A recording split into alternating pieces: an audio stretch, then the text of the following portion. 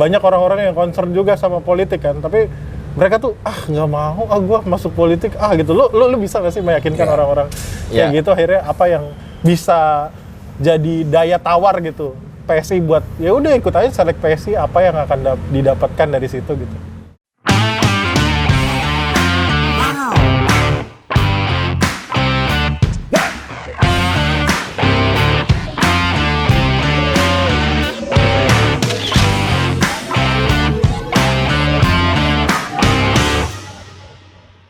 Nongkrong lagi bareng Wildan Mamot. Jadi kita berkunjung. Kok kembali dikunjungi oleh Ketua Bapilu. Bapilu apa sih? Badan apa? Komite Seleksi Caleg. Oh, Komite Seleksi Caleg. Bukan Bapilu ya? PSI DKI Jakarta ya? Ya, betul. Siapa namanya, Mas? Udah, baru kenal. Ya, kita baru kenal. Gue aja udah puluhan tahun nggak ketemu dia. Oh, iya. Kenalin dulu, Bros. Dikit. Ya, nama Patriot Muslim. Wah, namanya itu. Gila, serem ya. Temennya Wildan nama Mamot. Patriot Muslim. Jadi awal-awal susahnya tuh bareng gua. Main PS semalaman, ada ya bro ya? Nongkrong di Burjo. Gitu. Burjo nggak bayar. Sekarang udah jadi pejabat teras partai PSI. Lompatan langsung set. Belum lah ya. Tapi ngomong-ngomong soal peran lu sih sebagai ketua komite seleksi itu apa sih, Bos? Ya, jadi Komite Seleksi Caleg PSI DKI itu punya tugas, diberi amanah untuk menseleksi calon anggota DPRD Provinsi DKI yang bakal maju di pemilu 2024. Oh, DPRD mendatang. DPRD. Ya, DPR nggak, itu nasional ya? DPR nanti mungkin seleksinya di DPP PSI ya, kayak begitu. Jadi ya salah satu yang dikerjakan adalah melangsungkan tahapan-tahapan seleksi, terus juga menyusun rekomendasi akhir siapa-siapa orang yang mau dimajukan oleh PSI DKI menjadi calon anggota DPRD DKI. Itu dicari daftar bebas, Bor? Apa kalau bahasa mahasiswa dulu oprek. Gimana tuh skemanya tuh kalau gitu? Ya, kita membuka pendaftaran sih untuk publik. Jadi perekrutan terbuka, gimana caranya supaya orang-orang yang punya ketertarikan di politik, orang-orang yang mau ikut serta bangun Jakarta itu bisa menggunakan kendaraan PSI. Itu ada orang dalam nggak yang biar ada kamu masuk ya? Ya intinya sih kalau kita membuka kesempatan untuk masyarakat umum, untuk pengurus-pengurus PSI juga gitu, Bro. Tapi itu udah dibuka sekarang? Belum. Rencana bulan April mendatang. April 2022? Yoi. Udah dimulai? Wah, cepat juga ya, colong start dong. Anda mau daftar? Saya mau daftar. Ya ada beberapa partai juga yang kelihatannya udah mulai seleksi caleg itu di partainya masing-masing. Ada syarat-syaratnya nggak sih? Iya, apakah harus orang kaya? Apakah harus pejabat? Misalnya mengabdi pada PSI selama berapa tahun? Atau jangan-jangan boleh juga itu kayak pemain bola, jadi dari naturalisasi dari partai lain. Gimana Anjir, naturalisasi dari partai lain. Yang jelas sih kalau syarat-syaratnya ditentukan di undang-undang. Harus berusia 21 tahun ke atas, harus warga negara Indonesia dan lain sebagainya. SMA ya minimal? Apa SMP boleh? Minimal SMA. SMA ya? Iya, tapi yang nggak memungkinkan juga bahwa partai punya kriteria yang akan dinilai supaya menjaga kualitas caleg-caleg yang bakal dimajukan oleh partai. Kisi-kisinya nggak boleh dibocorin berarti. Kunci jawaban aja. Lah, maksud gua kan nih lo daftar nih, ada yang dari kader, ada yang dari umum. Lah itu proses seleksinya gimana? Pasti kan kalau orang partai pasti berartiin orang partai. Ya. Apa nih ngebedain PSI sama yang lain lah maksud gua gitu. Sejauh ini sebenarnya proses tahapan seleksi untuk caleg di PSI DKI sedang dalam penggodokan.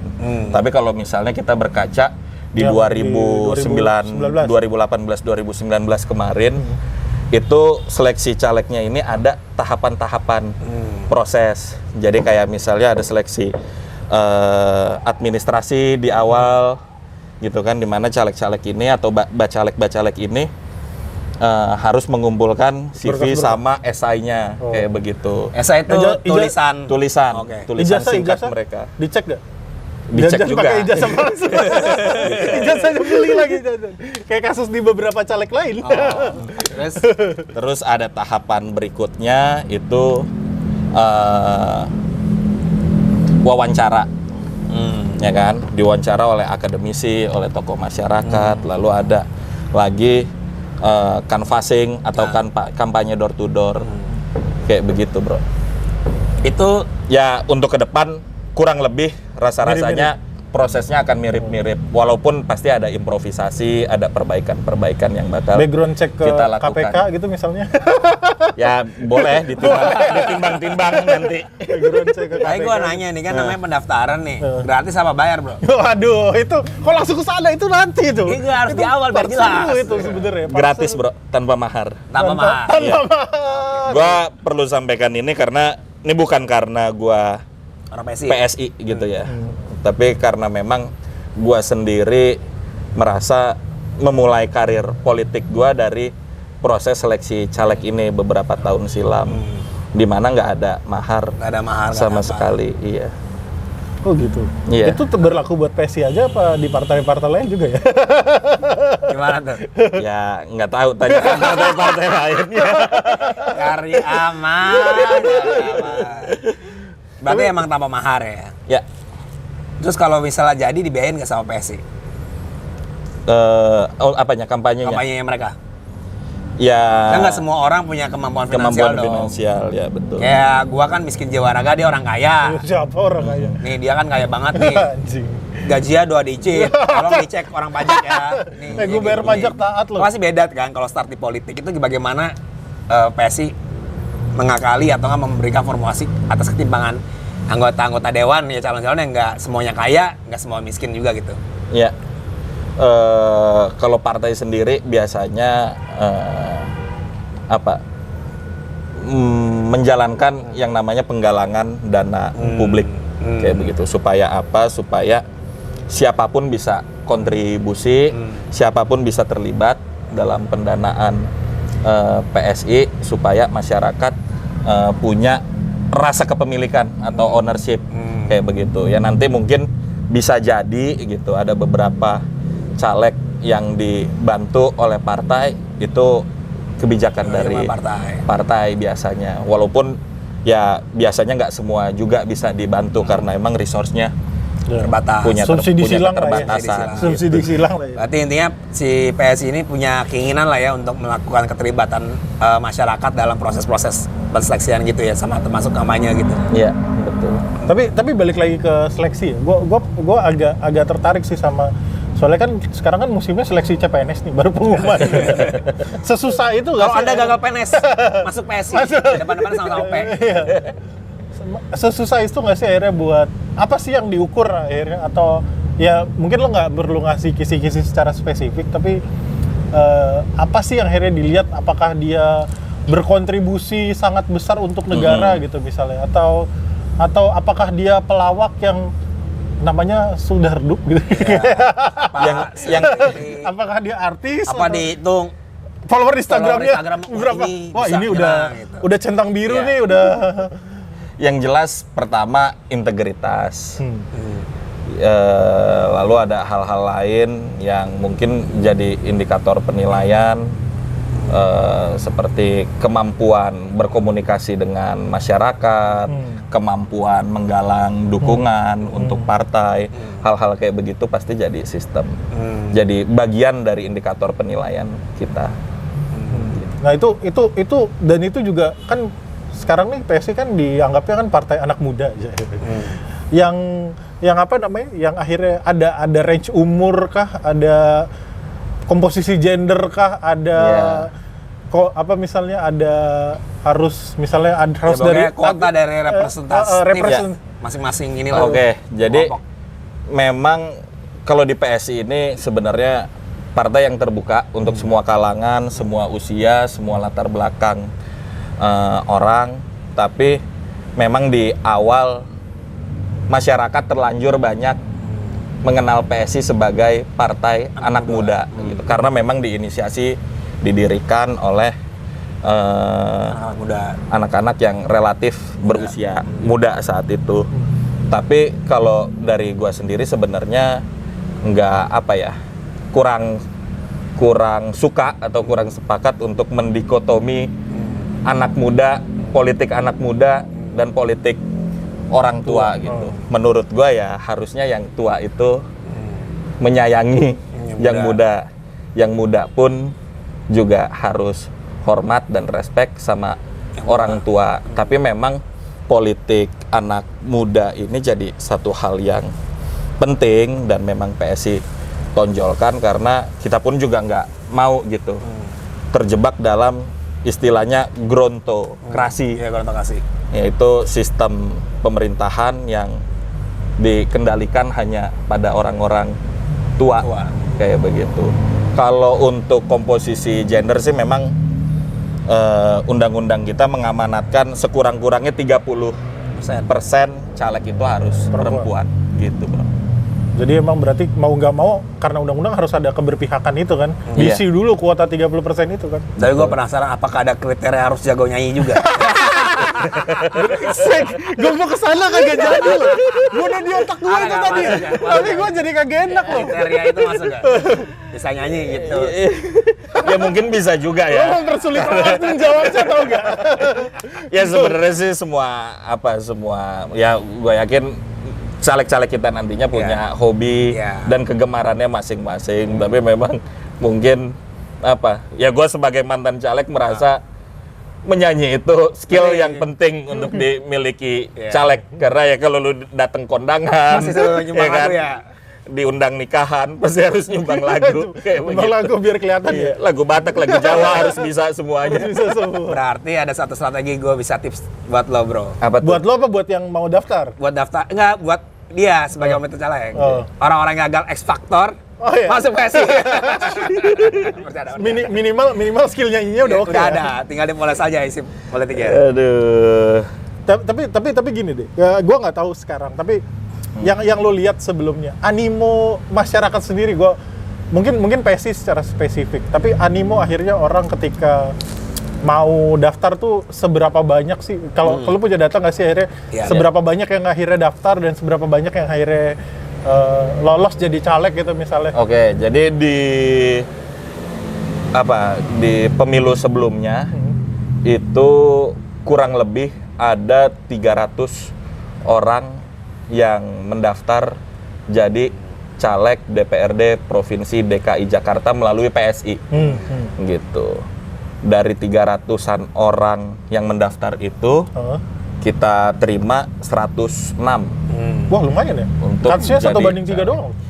Iya, tapi kita berkeyakinan pasti untuk tahun yang akan datang ini lebih banyak lagi. Pasti akan lebih banyak lagi orang yang berminat mendaftarkan diri sebagai caleg melalui PSI. Apalagi PSI saat ini jadi kekuatan terbesar keempat di DKI gitu. Oh, di DKI ya? Di DKI. Ya, tapi maksud gue mungkin petanya akan berubah. Nah, berarti lu mesti punya satu strategi yang berbeda dong ya dibanding dibanding periode sebelumnya dong ya. Kalau misalnya yang daftarnya ini kan 1:3. Nanti misalnya yang daftarnya 3.000, lu tetap nerimanya 100 tuh. Bingung juga kan? Harus semakin ketat gitu ya. Iya. Pasti jadi lebih ketat seleksi. Tapi biasanya lo kalau buat oprek itu apa yang dilakukan secara teknis gitu? Maksudnya apakah lewat sosial media, apakah harus orang datang ke PSI atau PSI yang nyamperin ke kecamatan kayak gitu? Ya, biasanya kita publikasi di berbagai kanal yang PSI punya, bro. Dan ya nanti mereka jalani pendaftaran sesuai alur yang memang sudah ditentukan oleh Komite Seleksi Caleg. Gitu. Dan itu terbuka berarti ya? Terbuka untuk umum. Kalau buat partai lain? Bilang kali aja kan, gue nggak dapet nih nomor di sini, pindah ke PSI itu gimana tuh kalau kasusnya kayak gitu? Iya, bisa-bisa aja. Bisa-bisa aja. Nggak ada hal yang melarang itu kalau selama memang ikuti tahapan seleksi dan di partai sebelumnya dia memang sudah mengundurkan diri. Dan itu jadi hak dia. Oke. Nah, pertanyaannya juga kan ngomong-ngomong tadi dia udah ngomongin orang dalam. Kalau misalnya caleg sekarang yang udah keterima ini, udah incumbent nih, dapat golden ticket duluan kira-kira apa? Harus tetap melalui Tetap seleksi? harus ikut seleksi. Oh, tetap. Berarti sama berarti ya. Sama satu saya. semua. Berarti Anda powerful sekali ya. Padahal DPRD DKI Jakarta baru naik gaji nih sekarang. Iya. Terus tiba-tiba bisa nggak keterima buat caleg di periode selanjutnya loh. Tapi Tiba-tiba. nggak marah tuh kira-kira incumbent kalau digituin di PSI, Bor. Kan kalau di partai lain pasti, wah, Anda menekan saya seperti ini, ngantri dong dan semacamnya. Enggak lah, gitu. semua punya kesempatan yang sama dan semua harus ikut proses yang sama dan kita rasa itu cukup fair ya. Kalau dari kader partai sendiri ada jalur khusus juga atau tetap sama? Maksudnya yang emang udah Yang punya incumbent-nya sama gimana iya kader, sih, Pak? Iya, Kader sama juga semua, ya. Sama semua ya. Berarti Anda udah nggak bisa nyalek lagi dong, tapi udah jadi panitianya nggak boleh curang.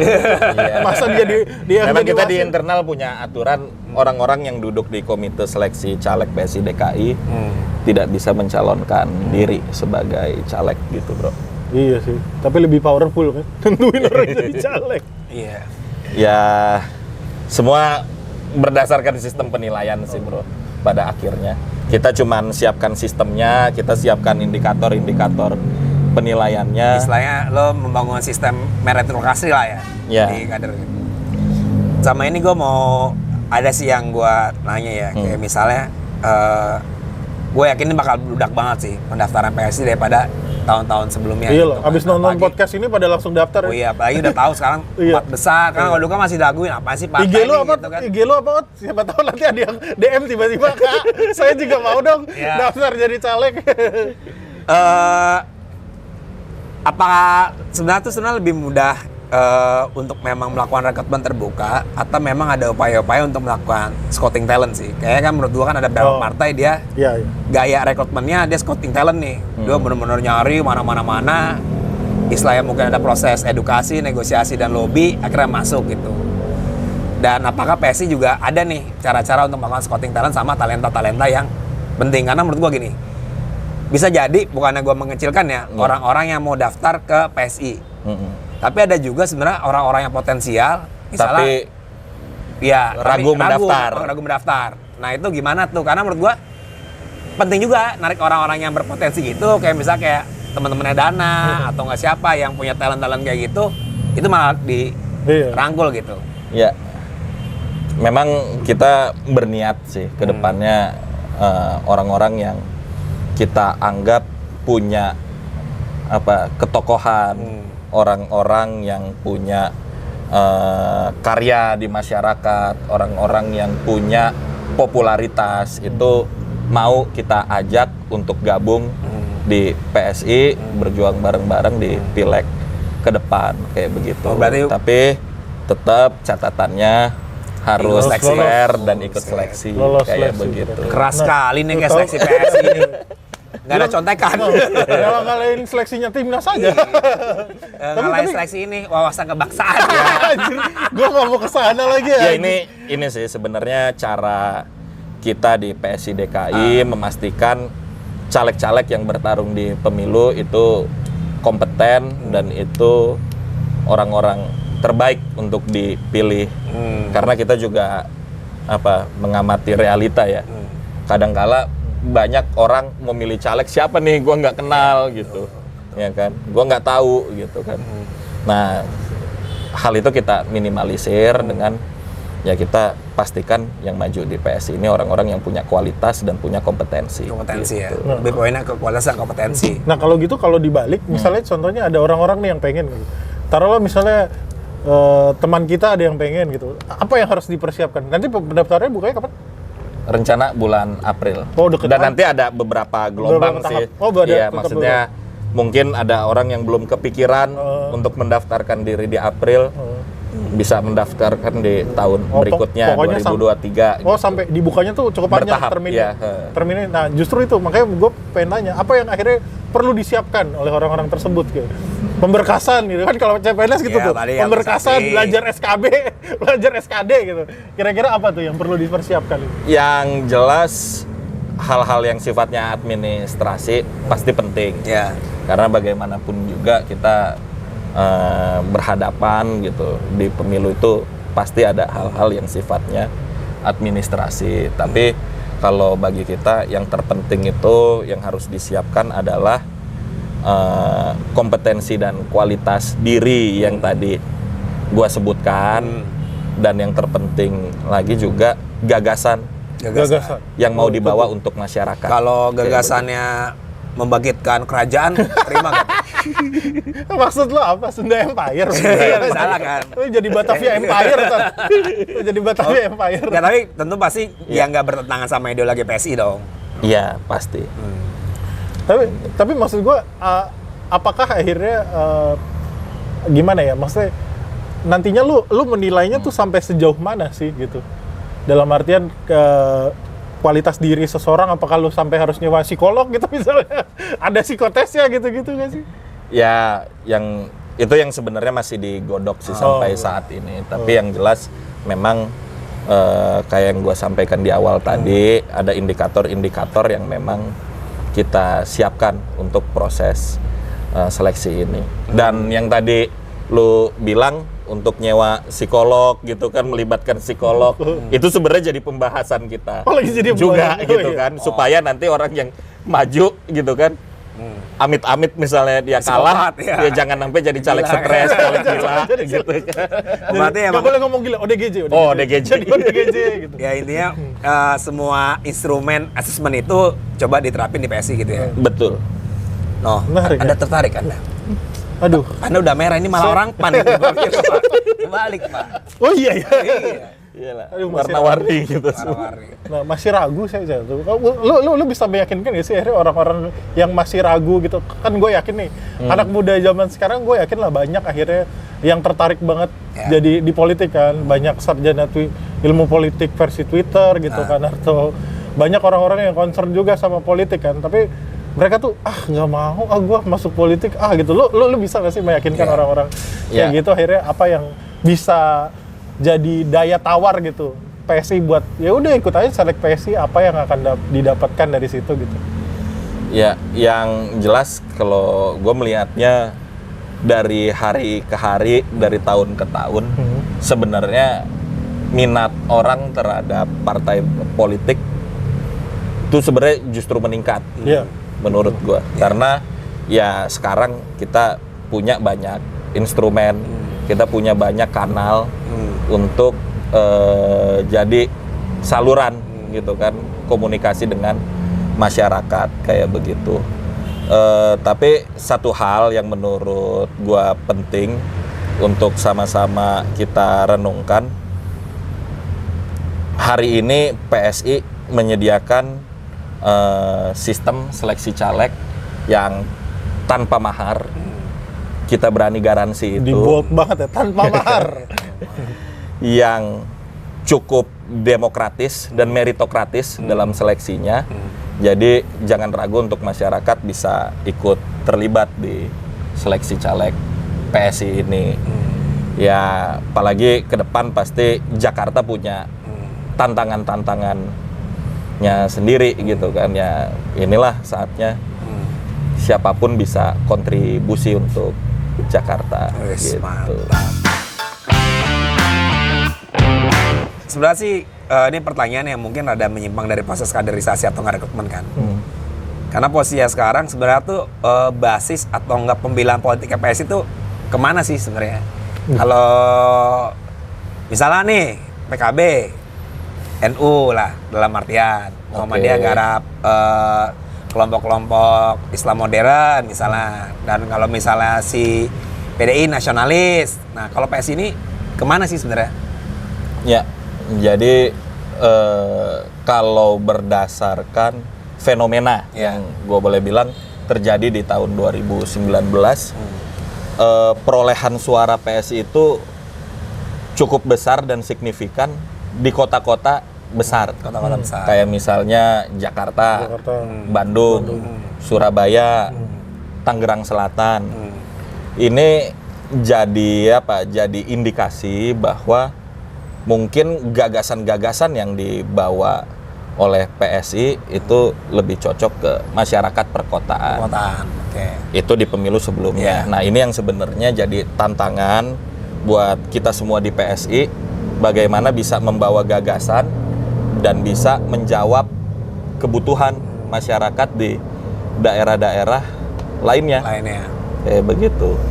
Jadi kalau bisa gue pastikan adalah orang yang tahu PSI ada orang yang mungkin melek informasi dan semacamnya itu akhirnya tahu nih PSI apa gitu. Ya, sejauh ini itu yang kita lihat ya. Bias, gue tahu banyak ya. Anda siapanya PSI? Tidak siapa-siapa. Satu lagi yang menurut gue menarik ini, gue pikir kan ngomong konteks Jakarta ya, maksudnya kan ini ibu kota yang jadi sorotan kamera lah. Siapapun yang jadi caleg atau enggak orang yang ngomong DKI itu pasti kesorot kamera gitu. Dan tentu banyak tantangan-tantangan juga. Nah, gue pengen berangkat dari tantangan-tantangan itu. Sebenarnya apa sih yang lagi lo harapin nih sama kandidat-kandidat baru mungkin yang bakal daftar ke PSI? Apa sih masa-masa apa yang akan menjadi konsennya PSI 5 tahun ke depan gitu? Apakah masalah banjir, apakah masalah kemiskinan atau apa yang diharapin gitu kan? Jadi minimal teman-teman yang daftar tahu nih, oh pas gue daftar PSI, PR-PR yang harus gue selesai nih A, B, C, D gitu. Atau program-program yang harus disusun gitu. apa gimana gitu. Ya. Fokus-fokusnya mau kemana gitu. Kalau berdasarkan platform PSI Jakarta sendiri ya, PSI Jakarta itu sangat fokus mengawal anggaran yang berasal dari uang masyarakat. Itu yang mungkin banyak teman-teman juga memperhatikan gitu kan. PSI beberapa kali ribut soal uang balapan Formula E. Aduh dibawa ke sana lagi. Ribut soal anggaran lem Aibon yang puluhan miliar. Kayak begitu, karena ya kita beranggapan setiap sen uang masyarakat pasti harus dipertanggungjawabkan. Itu yang pertama terkait kawal anggaran. Yang kedua pasti isu-isu perkotaan juga jadi concern kita di PSI Jakarta. Kayak misalnya tata ruang, transportasi publik, dan lain-lain itu juga jadi hal yang sering dikerjakan sama teman-teman PSI. Berarti 2 poin itu ya. Itu udah bocoran tuh berarti sebelum daftar. Di antaranya 2 itu. Belajar soal anggaran. Yang kedua, Anda harus ngerti sistem perkotaan. Baik loh Bil dan Mama. Kasih tahu kisi-kisi ya. Akhirnya kita korek-korek di sini. Kata aduh suwe nih. Jadi nggak apa-apa, nanti juga bisa lihat platform PSI Jakarta di websitenya. Oke, itu berarti kan platformnya. Maksud gue kan gini, kita harus tahu nih, nggak semua caleg gue pikir ya ke depan itu ngerti nih sama situasi politik Jakarta, isu-isu Jakarta, bahkan mungkin bisa dibilang buta politik gitu. Bagaimana PSI menyiapkan mereka untuk bisa nih mengikuti atau nggak bertanding di arena politik Jakarta gitu? Ya, ini yang sebenarnya menarik. Ada keterlibatan masyarakat juga untuk menilai bacalek-bacalek ini dalam proses seleksi. Jadi ya kayak yang udah gue sampaikan di awal gitu. Ada akademisi, ada tokoh masyarakat yang juga ikut menilai si bacalek ini. Apakah isu-isu yang dibawa, gagasan-gagasan yang dibawa itu sesuai atau enggak dengan yang dimau masyarakat, kayak begitu. Dan mungkin di luar itu kita juga terbuka dengan masukan-masukan dari masyarakat, penilaian-penilaian masyarakat terhadap proses seleksi caleg ini sendiri. Nah, justru gitu. gue mau tahu pertanyaan selanjutnya, ketika akhirnya orang udah jadi bakal caleg atau caleg lah ya, calon legislatif, itu ada follow up atau ada hal yang dilakukan PSI nggak sih? Misalnya kayak CPNS kan abis itu dia ada pelatihan gitu buat jadi PNS atau itu. Ada nggak sih akhirnya? Ada. Itu selalu ada biasanya. Kalau berkaca ya dari pengalaman gue waktu jadi caleg dulu, itu kita diberikan pelatihan untuk masalah anggaran, masalah tata ruang, dan isu-isu lain yang berkaitan dengan Sosialisasi lah. Proses Dilatih juga buat ini nggak? Buat nyanyi? Atau dilatih juga buat public speaking, buat cara mendapatkan dukungan yang banyak dari masyarakat Itu gitu. ini ekskulnya. Tapi gue bener, teman-teman caleg teman-teman gue yang jadi caleg. Jadi sebenarnya selain lo harus pintar, variabel lain itu adalah lo bisa menghibur masyarakat. Kadang dekat dengan masyarakat. Bisa komunikatif juga. Karena daripada lo ngomongin anggaran, yang penting lo nyanyi dulu. Baru ngomongin anggaran lanjutannya, bro. Kalau ngomongin anggarannya di awal, pusing, Pak. Bubar itu. Udah keburu ngantuk duluan. Bener. Nah, mungkin ini terakhir dari gue sih. Lo melihat bahwa gimana ya? Gue pengen bilang sih sebenarnya, lo tahu nggak sih akhirnya apa yang dilakukan PSI ini satu hal yang one step ahead, atau lo tahu nggak sih proyeksinya ke depan nih di 2024, akankah partai-partai politik lain melakukan atau sudah melakukan apa yang PSI lakukan atau gimana gitu? Karena gue sejujurnya gue juga nggak tahu apa yang terjadi seleksi caleg di tempat lain partai lain gimana dan apakah yang lo lakukan ini jadi satu tren atau enggak gitu? Ya, kita bicara secara umum ya, gua ngomong secara tidak umum, hanya seleksi caleg. Hal yang menurut gua membuat gua juga berbesar hati di politik, di PSI khususnya, adalah PSI ini berhasil menciptakan standar baru untuk politik di ibu kota. Kayak misalnya PSI di awal masa jabatan anggota-anggota DPRD kita kemarin membuka yang namanya posko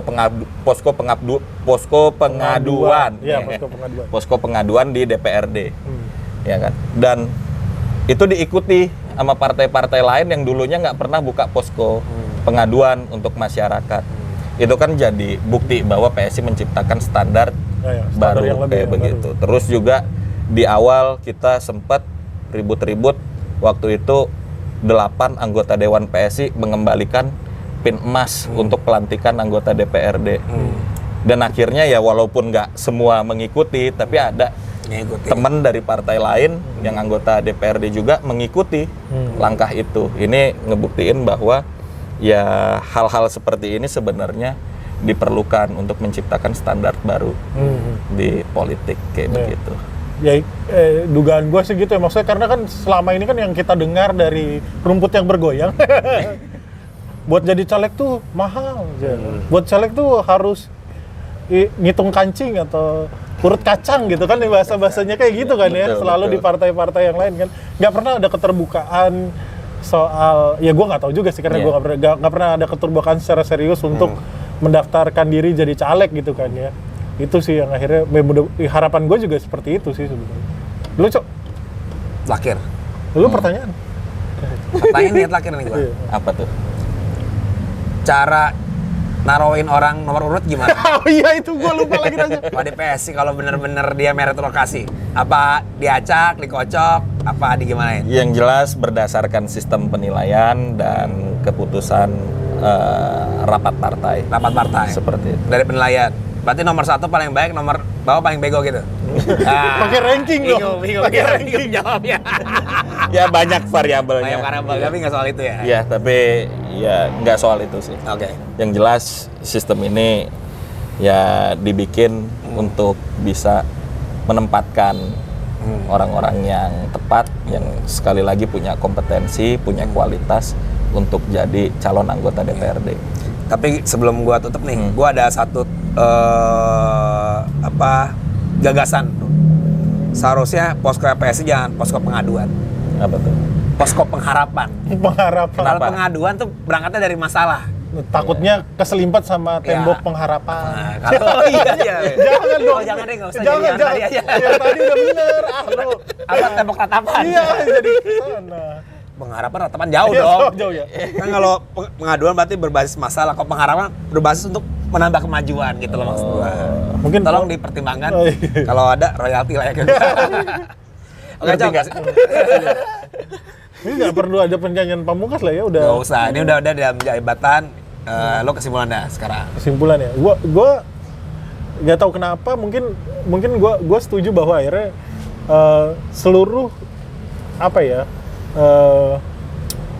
rekrutmen caleg itu emang harus terbuka sih pada intinya. Maksudnya mungkin PSI yang sekarang kelihatan gitu di masyarakat, nggak banyak akhirnya partai yang mau membuka, dan gue rasa itu harus dibuka seluas-luasnya gitu kan seolah-olah kalau katanya siapa sih, politik tuh black box gitu. Gue lupa siapa lagi yang ngomong ke politik black box. Soalnya black box ini nggak pernah kelihatan gitu. Akhirnya gimana sih akhirnya partai itu berproses menentukan kader-kadernya, menentukan caleg-calegnya dan segala macam gitu. Awalan mulai yang baik kalau misalnya dilakukan dengan terbuka kan segala macam. Dan akhirnya gue juga ngerasa bahwa kalau misalnya nanti ada partai lain yang juga melakukan hal ini, ya gue nggak ngomongin PSI aja. Ya mudah-mudahan teman-teman yang nonton, yang tahu, yang concern sama politik Indonesia juga bisa ikut andil kan, nggak mesti bisa aja kan gue daftar di PSI, gue daftar juga di partai lain gitu. Kalau misalnya semua udah oprek kan, sama aja kayak milih kerjaan kan, lo lempar CV kemana-mana kan gitu kan. Nanti yang mana yang tembus Pegawai karyawan. Tahu saya korporat, jadi lo tebar CV-nya Tebar semua gitu ya. Nanti yang nyangkut yang mana terserah gitu. Ideologi bisa disesuaikan gimana cara. Ideologi bisa diolah. Itu sih poin gue, emang keterbukaan itu penting, dan akhirnya ya jangan ragu buat daftar. Bukan ke PSI aja, partai lain juga boleh. Betul, padahal mau siapapun. dikirim rekening sama gini.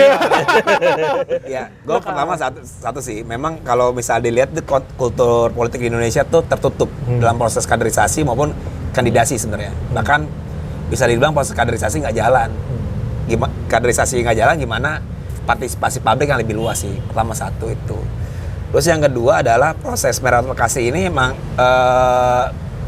bisa jadi baik, bisa jadi buruk juga menurut gua. Oke. Kalau baik adalah lo bisa mendapat kandidat yang benar. Tapi belum tentu yang benar itu punya efek elektoral juga. Nah, ini kan tricky-trickynya di situ soal meritokrasi itu. Terus yang ketiga menurut gue yang paling penting adalah proses rekrutmen politik itu. Mungkin ini gambaran besar adalah lo juga harus menghitung satu hal yang nggak pernah dibicarain sama politik kita hari ini. Ini bukan soal partisipasi doang, tapi soal representasi politik juga. Jangan sampai caleg tapi dia di latar belakangnya nyaris seragam semua gitu. Sama semua. Padahal kan butuh juga nih lebih inklusif. Entah dari kelompok minoritas apa dan semacamnya untuk beragam, akhirnya lebih inklusif. Akhirnya suara-suara yang belum pernah dihitung di parlemen kita, di legislatif, akhirnya dihitung. Dan gue berharap semua partai punya keberanian itu. Jadi nggak cuma dari unsur pedagang, unsur pengusaha atau nggak unsur dari orang-orang wirawan, aktivis. Karena menurut gua tuh legislasi bagus, proses produk-produk legislasi itu dari campur banyak orang. Dan itu kalau punya latar belakang yang beragam. Dan semoga PSI maupun partai lain mulai menghitung juga bagaimana representasi itu juga hadir. Dan kalau seandainya hari ini gembel misalnya gitu ya, atau nggak pemulung dan semacam ini memang bisa diberi kesempatan di PSI gitu ya, dan kenapa enggak juga gitu, dan partai lain juga kayak gitu. Itu sih menurut gua, karena gua percaya bahwa sebenarnya partisipasi atau nggak representasi politik itu banyak, cuma partai mau proaktif gak ngasih akses itu ke orang-orang yang tidak pernah sentuh politik. Karena hari ini gua lihat partai itu hanya menghadiri orang-orang yang udah kuat, padahal menurut gua partai hadir untuk membawa yang lemah-lemah itu dan orang-orang lemah itu, membuka kesempatan. Dan thank you kasih banyak udah diundang. Ya udah diundang. Lumayan. Ngikut Oot tuh dari zamannya ngegembel sampai ya? sekarang. Lu yang ngikut ya? Lu yang ngikut ya? Bukan kebalik. Kagak. Nih, jadi kalau nggak ada Wildan, nggak ada gua nih. Kagak, kita saling menguatkan. Pokoknya kalau nggak ada lo, nggak ada gua, nggak ada gua, nggak ada lo. Kalau nggak ada Dana, nggak ngepek. Ya, thank you banget. Oot, semoga lo dapetin anggota-anggota dewan yang keren-keren. Amin. Mantap-mantap. Dan gua harap DKI akan diisi sama orang-orang yang punya talenta untuk bikin Jakarta lebih keren lagi. Amin. Okay, thank you. Sampai jumpa lagi di Wildan Mamot. Bye.